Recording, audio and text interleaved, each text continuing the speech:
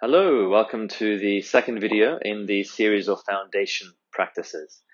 So if you haven't seen the first, I highly recommend you do that one first, which gets you very much into the awareness of the body, which I see as the absolute foundation for all practices that you engage in, at least that I offer. Having at least experienced that once, we are then ready to move on to the breath. So in yoga practices, the breath is never haphazard. Even in meditation practices where we don't explicitly, usually at least, control the breath, although sometimes we do, normally we don't, we still are very aware of the breathing process and need to be quite skillful with working with our breath, with technique, with awareness, with constant application of a few basic characteristics. So in my teaching over the years and my own practice, I've identified what I think of as the 5 characteristics of the yogic breath. So the yogic breath, nothing fancy, it's just a particular way that we breathe in our yoga practices, in our physically active yoga practices, like yoga postures especially, but you can also take this into basic breath work, basic pranayama work. We'll work on that a lot more later, not now. So learn this well. It's very simple, even just done in its own right as a practice. It's a really lovely way to settle down, to do something very good for yourself. Breathing deeply in a quite particular way for a few minutes every day alone is going to have a lot of benefits. A lot of really helpful things will come out of that. So the way that I suggest you learn the practice is lying down. You could do it sitting up too, but I find it's just really relaxing and takes a lot of the pressure off to do when you're lying down. So worth trying. Although if you do sleep through the whole thing, then sit up and do it again. When you are lying down, it's really important to choose the correct posture for you. So the basic posture recommended in the yogic tradition of India in most lying down work is Shavasana. Shavasana is a word that comprises of 2 Sanskrit words, which is Shava and Asana. Asana, posture. Shava is corpse. So it's a posture of the corpse. Nice and cheery image there for you. But it is a complete surrender metaphor, hence the name. So Shavasana, for those of you who don't know this one yet, is simply lying flat on your back, arms by your side, palms facing up, legs a little apart. We just lie here and relax. Now you may well find this isn't comfortable for you because you're a bit tight here or in your lower back, or both. They tend to be connected. So in which case, you can change what you're doing by, for example, simply placing a cushion or multiple cushions or bolsters under your knees, which will then suddenly release the pressure here and thereby release the lower back pressure. Also really, really comfortable thing to do.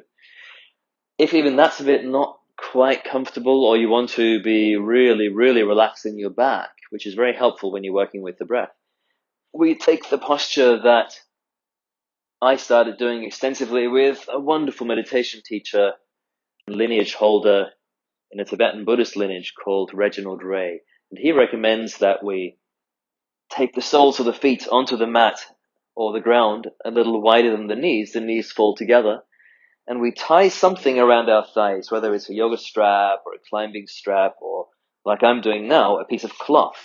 I love the cloth. It's much softer on the legs than straps, I find. Just tying it nice and tight, even if you like with a bow, like a shoelace, so it stays there. And we do that so when we start to relax, we don't find our legs falling open.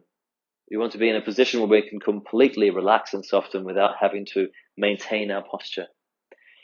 Then we lie down.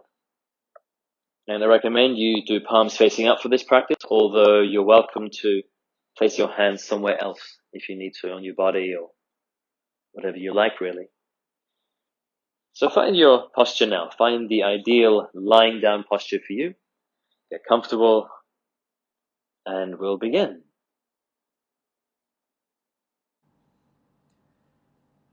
Having taken your comfortable lying down position, just start to become very still in a relaxed way. So not moving around too much, but also not being hard and rigid. But try to eliminate all those extra movements we often tend to do, like fidgeting and stretching and scratching. Just lie quite still if you can. And as you do this, you can gradually start to feel into your breath, what your breath is doing without your control, without your meddling. Just feel the breath naturally moving in the body. See if you can rest your mind on the sensations of the breath for a short while.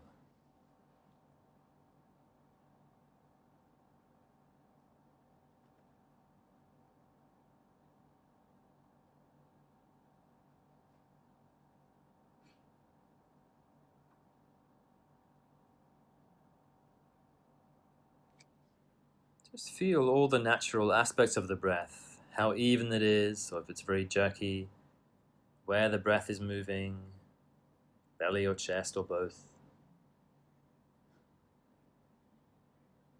how slow or fast the breath is. Just get to know the different aspects of your breath, how it feels lying here with this breath now.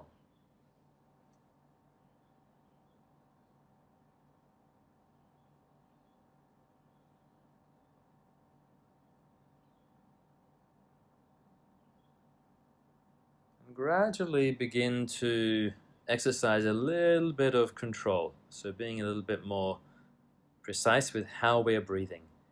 The first thing we do is simply even out the breath, so the inhalation and the exhalation are about the same length and very, very even. If you like, you can even create a bit of a sound that sounds like this.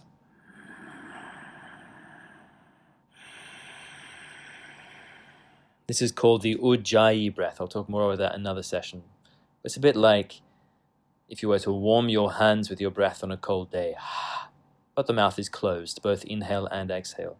Very relaxed, but the top of the throat, the epiglottis, is lightly closed, a little bit, not too far. If that's a bit too beyond you for now, I will cover it later again, so don't worry. Just ignore it today if you need to. But that breath is very helpful because it helps us hear the breath. So it's an extra bit of input to tell us whether the breath is even or not. So just take a few breaths. It doesn't have to be that deep, although it can be if you like. Just take a few breaths, making the breath very even. Inhale, exhale the same length, and within each inhale and exhale, the breath is very smooth and even.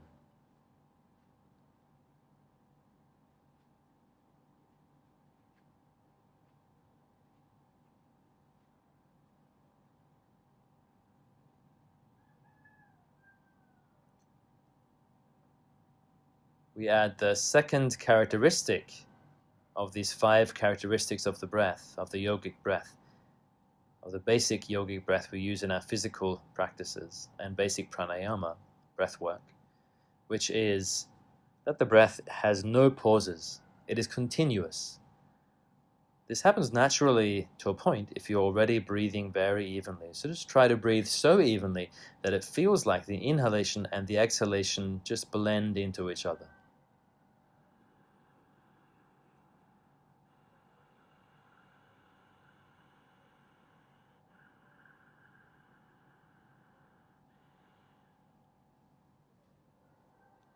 Keep going in your own time.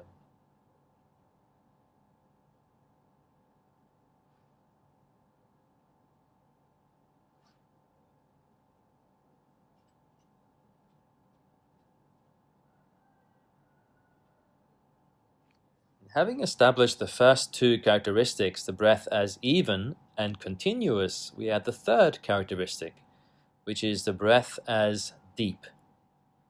It doesn't just mean deep inhalation, it means that we are deepening both parts of the breath to actually a really quite powerful degree. The average person uses 10 to 15% of their breath capacity. Here we're trying to use 80-85% of our capacity. Don't push it. Keep comfortable. Always stay comfortable when you're breathing. Never become strained. Nonetheless, start to deepen the breath in both directions. Take the inhalation further into a more full expansion of the body around the spine. And as you breathe out, breathe all the way down to nothing. But keep the first 2 characteristics intact. Keep the breath very even, very smooth, and very continuous, no pauses. But now simply deepen as far as you can without losing the first 2 and without becoming uncomfortable. Let's try that for a few breaths. Very deep breath.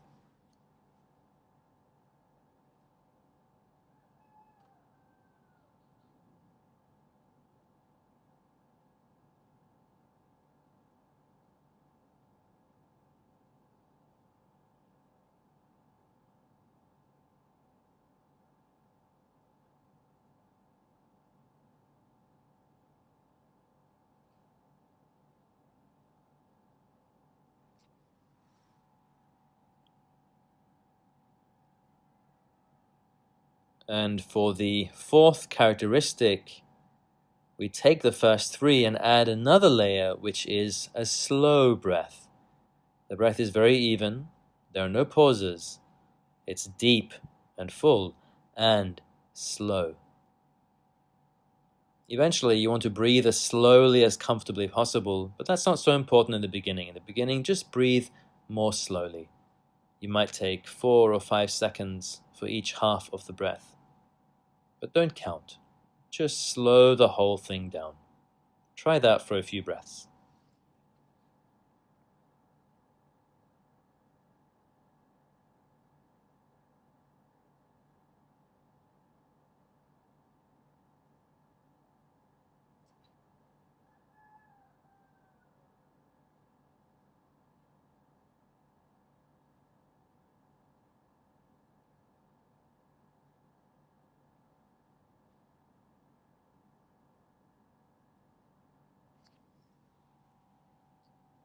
And finally, the final characteristic is that there's a definite direction to the breath. I mean this quite literally. The breath is traveling in a very particular, precise way, either down and up the body or up and down the body. I'll work more in detail with that later. But let's try both options. And both options are equally valid, as far as I'm concerned, if you're working within a physical yoga practice, an asana practice. The first direction that I'd encourage you to try right now is, as you breathe in, there's a wave of breath rising up the body. So the abdomen expands, then the chest expands all smoothly. As you exhale, the chest drops first, and then the belly comes in. So it feels like there's a wave rising on the inhalation and coming down on the exhalation. Let's just try this for a few rounds.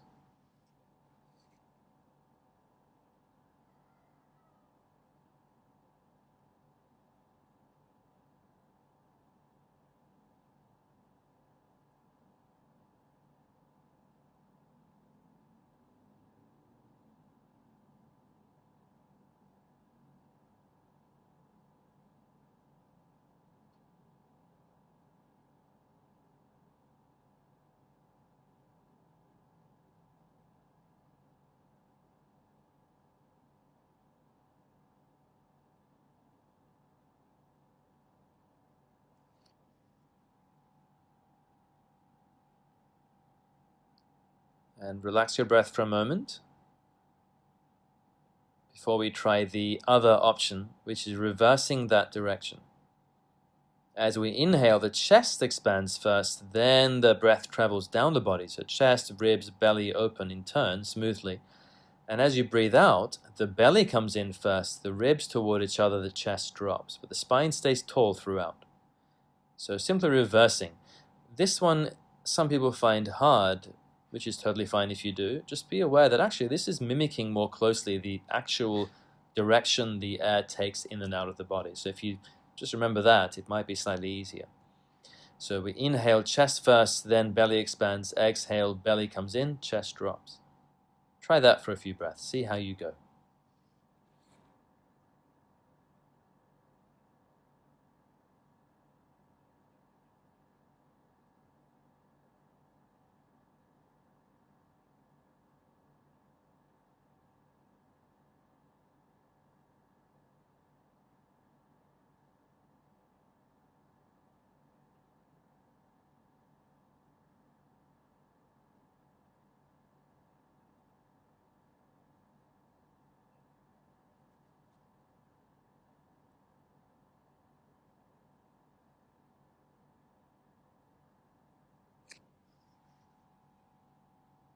And relax the breath all together, lying still. Feel the effects. Feel how you are now at the end of this quite short, but hopefully quite interesting period of breathing. How do I feel lying here now? That's the practice. Very simple, as you can see. It sounds possibly complicated, 5 characteristics and all these different things to do, but ultimately it's really very simple. We just breathe evenly, continuously with no pauses, deeply, slowly, and in a specific direction, either up and down, inhale, exhale, or down and up. inhale, exhale. Up to you, as I mentioned earlier. Whatever you do choose to really work on, which direction you choose, is not as important as the fact that you do a little bit of practice. So I highly recommend that you try to go through this either with me in the guided meditation or just on your own if you remember the steps at least a couple of times. That way, when you come to the physical parts, when you go into the actual postures, as we're going to do very soon in this program of videos, you'll be already established in the basics of the breath. It's really very important to be precise with your breath. If nothing else, it's a safety measure. You find that when you're in a yoga posture and you can't maintain this breath, it's probably a pretty clear indicator that you need to back off or try a different variation. If you can breathe deeply, evenly, slowly, and so on in a yoga posture, it means you're probably at least to some degree comfortable. And if you want to be progressing on the path, we can never crest over into pain or pushing. And the breath is a great indicator for that. So really worth working on. Plus, it's really the lifeblood of yoga. The breath really is the heart of yoga, as I understand it. So well worth working on. Okay, see you next time. Thank you very much.